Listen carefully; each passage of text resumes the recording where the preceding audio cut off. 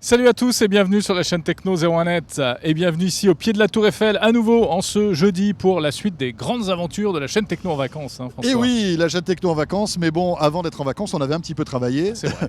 notamment en mars dernier, où on vous avait fait découvrir en avant-première, là encore, la Rolls des téléphones, le téléphone le plus attendu du moment. C'était le Galaxy S4. Et oui, présentation à New York, nous y étions, tu y étais. Et puis ensuite, le test, comme Forcément. d'habitude. Voilà, le Galaxy S4, l'un des temps forts de l'année 2013.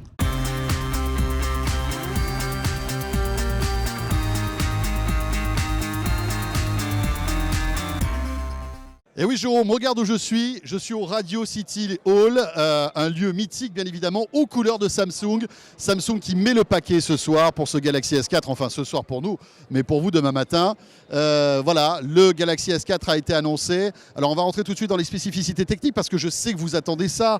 Alors, il fait 130 grammes, ce Galaxy S4. Il est avec un écran Full HD, Super AMOLED, un écran de 5 pouces, donc plus grand que le Galaxy S3, 2 Go de RAM. Tu vois, on est vraiment là au milieu de la foule. Donc 13 mégapixels pour l'appareil photo. On voit que là aussi, Samsung rejoue un petit peu les standards aujourd'hui des smartphones haut de gamme en matière de photo. Il existera en deux couleurs ce Galaxy S4, en blanc et en noir. Capacité mémoire 16, 32, 64 Go. Là, ça va faire plaisir à tous ceux qui veulent stocker beaucoup de données. Il existera en 64 Go le Galaxy S4. Et en plus, il a un port micro SD, donc vous pourrez rajouter de la mémoire. Quoi d'autre? Il tournera avec la dernière version d'Android, la 4.2.2, ça c'est une bonne nouvelle. Il est plus fin, je le disais, plus léger. Et alors côté spécificité, Samsung a mis le paquet sur les nouveautés logicielles. C'était déjà un peu le cas avec le Galaxy S3, tu t'en rappelles sans doute. Et bien là, beaucoup de nouveautés. Les bords ont été affinés un peu comme sur l'iPad mini. Finalement. Exactement. On gagne sur les bords, ça devient classique. Alors à l'intérieur, un processeur 4 cœurs à 1,9 GHz, 2 Go de mémoire vive, et puis le top du top en termes de connectivité, on a de la 4G, il est compatible NFC, Bluetooth 4.0 et du Wi-Fi AC. Oui, qui est la toute dernière génération de Wi-Fi qui permet des débits monstrueux, plusieurs centaines de mégabits. Enfin bref, voilà, ce téléphone, c'est le top du top. Vous avez les derniers raffinements technologiques qui sont bien disponibles sur ce Galaxy S4. L'appareil photo. Alors ça c'est très important. Oui, première nouveauté. Depuis pas mal de temps, Samsung s'était arrêté à 8 mégapixels pour ses appareils photo. Là, ça y est, on franchit une étape supplémentaire. On est à 13 mégapixels, un petit peu comme Sony avec ses derniers modèles.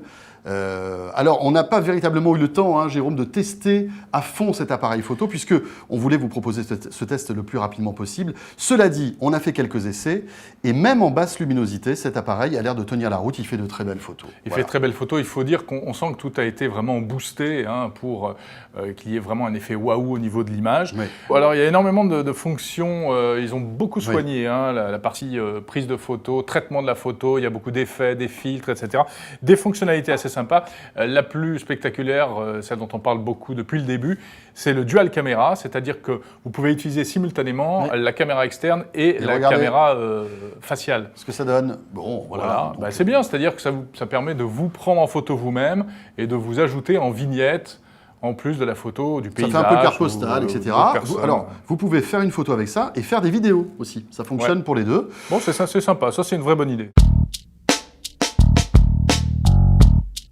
Alors, ce qui fait véritablement la particularité de ce smartphone, il faut le dire, c'est toute une série de fonctionnalités assez spectaculaires qu'on pourrait appeler des fonctions waouh et qu'on va détailler maintenant et voir surtout si ça marche. On va commencer par Air Gesture. Regardez, c'est le fait de pouvoir en fait commander votre téléphone avec des gestes et notamment de pouvoir faire défiler des photos sans toucher l'appareil, simplement en passant la main comme ça, de droite à gauche ou de gauche à droite. Voilà, vous voyez, donc ça marche. Vous pouvez interagir avec cet écran sans le toucher. À quoi ça sert? Regardez, exemple, typiquement dans cette vidéo, en rapprochant le doigt et en balayant, si vous voulez, la timeline de la vidéo, eh bien, je vais pouvoir prévisualiser cette vidéo. Voilà, ça sert parce qu'en fait, on se rend compte que c'est un peu comme le bouton droit de la souris, si tu veux. Là, ça sert parce qu'on n'a pas de souris. Voilà. Clairement. Donc, ça marche aussi. Alors, l'idée, c'est de pouvoir, par exemple, aussi, dans un en-tête de mail, vous avez un mail qui apparaît et vous avez que le titre du mail. En appuyant, enfin, en tout cas, en vous rapprochant de ce mail-là avec votre doigt, vous avez plus d'informations qui apparaissent. Alors, on pourrait lui mettre 10 en termes de fonctionnalité, mais pour les raisons qu'on a évoquées tout à l'heure, c'est-à-dire ces fonctions Wahoo qui ne fonctionnent pas forcément, qui ne sont pas forcément utiles, moi je vais lui enlever un point pour ça et je lui mettrai 9. Alors tu lui mets 9, moi je lui mets un petit peu moins, je vais lui mettre 8. Ah oui, c'est encore plus dur. Mais en fait, c'est surtout pour un petit peu me expliquer que au niveau technique, c'est sûr que ce téléphone est parfait, mais encore une fois, je reviens à toutes ces couches logicielles que tu évoquais à l'instant et qu'on a bien évoquées dans ce test. C'est que ça sert à rien et à vouloir trop en mettre, je trouve que ça dessert un peu le téléphone.